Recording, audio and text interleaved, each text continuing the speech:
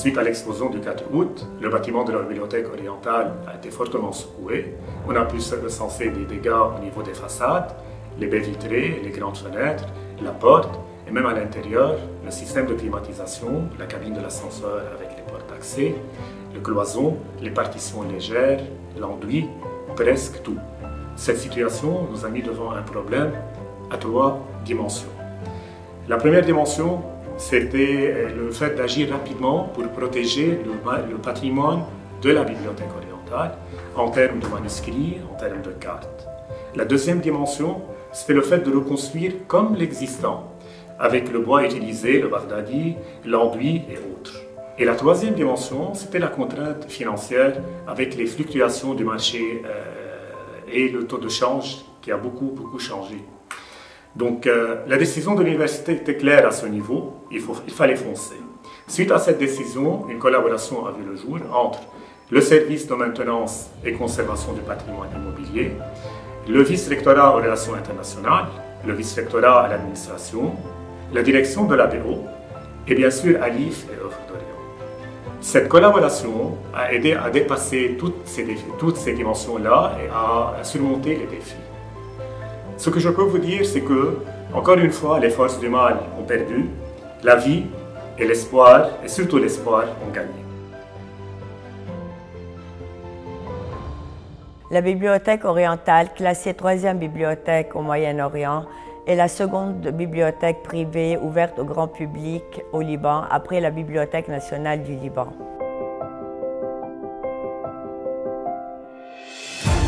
La Bibliothèque orientale a été fondée en 1875, la même année que la création de l'Université Saint-Joseph. Le bâtiment qu'elle occupe actuellement a été construit en 1937 et inauguré en 1939. Elle recèle des documents uniques, rares, anciens, dont on peut citer 2500 titres d'ouvrages, 1800 titres de périodiques, plusieurs journaux arabes et francophones de la presse étrangère et locale, ainsi que 2440 cartes géographiques et 3700 manuscrits. La bibliothèque orientale de l'Université Saint-Joseph abrite plusieurs trésors patrimoniaux, dont naturellement le fonds documentaire en termes de livres et de périodiques, mais il y a aussi une collection exceptionnelle de cartes géographiques. Il y a aussi une collection exceptionnelle de manuscrits. Il faut ajouter à ces trésors la photothèque donc, de la bibliothèque orientale qui est tout aussi exceptionnelle. Ce fonds de la photothèque représente quelques 250 000 clichés qui sont en train d'être inventoriés et numérisés.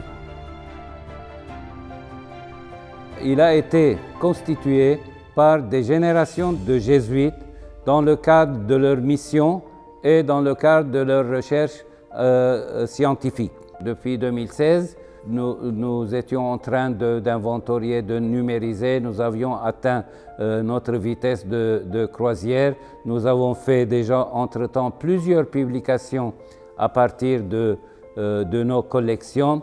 Survient, comme vous savez, la double explosion du port de Beyrouth qui va avoir des conséquences très graves pour l'ensemble du bâtiment, bien sûr aussi pour la photothèque. Nous avons eu quand même 2 chances. Premièrement, les dégâts causés par cette explosion s'est limité au matériel. Aucun document photographique n'a été endommagé. Une autre chance que nous avons eue, c'est que des organisations internationales, n'est-ce pas, nous sont venues à notre secours pour nous relever. Alors, mis à part l'aide financière que nous avons reçue pour nous relever, je tiens à signaler aussi que nous bénéficions d'une assistance scientifique et technique de 2 institutions importantes. D'abord les Archives nationales de France ainsi que l'Institut national du patrimoine qui aussi nous assure l'encadrement scientifique pour la restauration et la conservation. Dans le malheur qui a frappé le Liban, le 4 août 2020, l'USJ et en particulier sa bibliothèque orientale a bénéficié d'un magnifique élan de solidarité nationale et internationale. Je pense beaucoup à ces jeunes qui sont venus proposer leurs bons offices au lendemain de l'explosion pour nous aider à déblayer les lieux. Je pense bien sûr à une longue liste de soutien qu'on a reçu de la part, par exemple, de la Direction Générale des Antiquités ou encore de l'Institut Français du Proche-Orient, l'IFPO, ou l'ambassade de France. Je tiens d'ailleurs à saluer la visite sur les lieux de M. Le Drian. Et je n'oublie pas non plus l'UNESCO et sa commission nationale qui nous ont aussi beaucoup aidés. Je pense aussi à Blue Shield qui a envoyé ses équipes pour fermer les locaux, pour les abriter du vent et de la pluie. Je pense aussi bien sûr à l'Agence universitaire de la francophonie ou encore à la Fondation Bourgossian. La liste est longue et nous sommes très reconnaissants à tous ceux qui nous ont aidés et bien sûr aux amis de la Bibliothèque orientale qui se sont mobilisés partout dans le monde. Naturellement, mes remerciements vont aussi à la Fondation Alif qui a financé la réhabilitation des locaux. Mes remerciements vont aussi à la Qatar National Library qui a pris en charge la réhabilitation du système d'aération et de ventilation indispensable pour ce fonds patrimonial et naturellement à notre grand partenaire L'Ordre d'Orient qui aussi a été à nos côtés et nous aide aussi dans le bon déroulement des projets. À tous nos amis au Liban et à l'international, je voudrais leur dire que nous allons continuer notre mission, quels que soient les défis que nous devrons surmonter. À nos jeunes en particulier, qui ont le droit d'avoir accès à ce patrimoine universel dédié à l'Orient arabe et à sa richesse et à sa diversité, nous allons poursuivre l'indexation, la digitalisation, la restauration aux besoins, la conservation et la valorisation de ce magnifique patrimoine dédié donc à l'Orient arabe. Et nous avons d'ailleurs déjà un nouveau projet avec la Bibliothèque nationale de France intitulé Bibliothèque d'Orient qui va se mettre en place bientôt et qui va permettre de valoriser ce magnifique fonds. À tous nos amis, merci.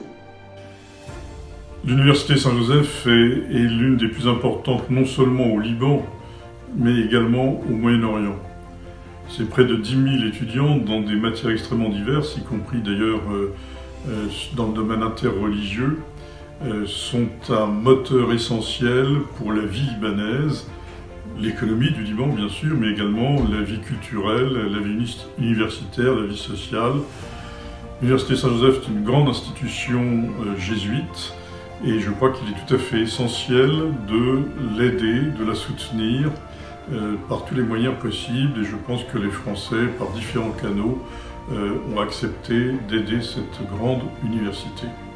L'Université Saint-Joseph a été durement touchée au moment de l'explosion du port de Beyrouth. Et donc nous avons décidé d'aider à sa restauration. D'abord parce que les livres, c'est quelque chose de tout à fait fondamental.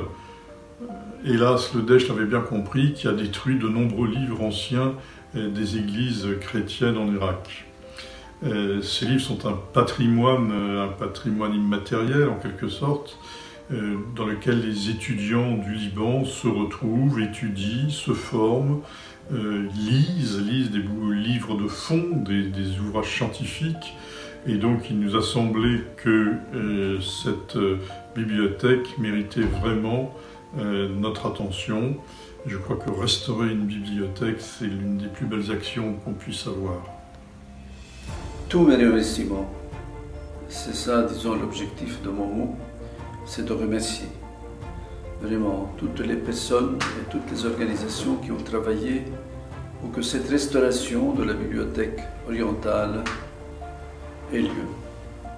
Suite à l'explosion, comme on le sait, du 4 août, l'explosion du port de Beyrouth, qui a eu des effets néfastes et dangereux sur le bâtiment, sur le contenu de la bibliothèque, les contenus de la bibliothèque. Cette bibliothèque qui nous vient de loin.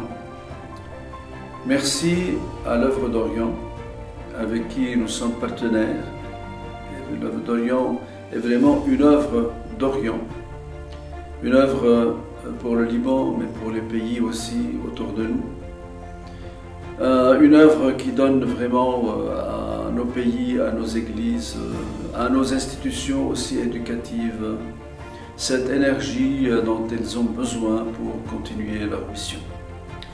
Merci à Alif qui est spécialisé dans le patrimoine et dans les restaurations du patrimoine, que ce soit matériel ou immatériel. Merci beaucoup pour ce qu'ils ont donné, pour leur visite, leur encouragement, leur présence et leur suivi aussi. Merci aussi à Qatar Foundation, ce pays arabe qui est soucieux des autres pays arabes, qui aide vraiment avec beaucoup de générosité nos institutions afin qu'elles puissent justement continuer leur mission et s'acquitter réellement de leurs objectifs, d'être au service d'une grande qualité de l'éducation et de la culture. Et justement, cette bibliothèque orientale est une œuvre culturelle de la Compagnie de Jésus, puisqu'elle a été fondée bien avant 1875 à Razir, et c'est le père Alexandre Bourquenou qui avait emmené le fonds qui était à Razir pour qu'il soit constitué comme bibliothèque de la future Université Saint-Joseph de Beyrouth en 1875. Donc la bibliothèque est quelque part concomitante de point de vue naissance à l'université elle-même. Parce que pour les jésuites, il n'y avait pas possibilité de lancer cette université sans qu'elle ait sa propre bibliothèque scientifique. Qu'est-ce que je peux dire aussi? Un autre nom que je voudrais saluer aujourd'hui, c'est le père Louis Cheikho, Sultan al-Lugha al-Arabiyya. Celui qui a donné à cette bibliothèque une impulsion capitale pour qu'elle puisse, disons, devenir une grande bibliothèque. À sa mort en 1927-28, cette bibliothèque avait déjà plus de 30 000 ouvrages, 3 000 manuscrits arabes, syriaques qu'il avait rassemblés d'ici et de là, une cartothèque, des recueils et puis aussi des collections. Cette bibliothèque lui doit beaucoup. Et depuis, cette bibliothèque a pas mal avancé, elle s'est développée. Malheureusement, on avait terminé tout un tas de travaux de restauration, d'embellissement, de rajeunissement de la bibliothèque. On l'avait doté aussi d'une belle photothèque avec 300 000 diapos. Et il y a eu le coup de massue du 4 août. Mais justement, et je termine là-dessus, grâce à cette union des forces de plusieurs associations, que nous pouvons aujourd'hui célébrer vraiment la renaissance et la continuité de la mission de notre bibliothèque orientale. Merci beaucoup.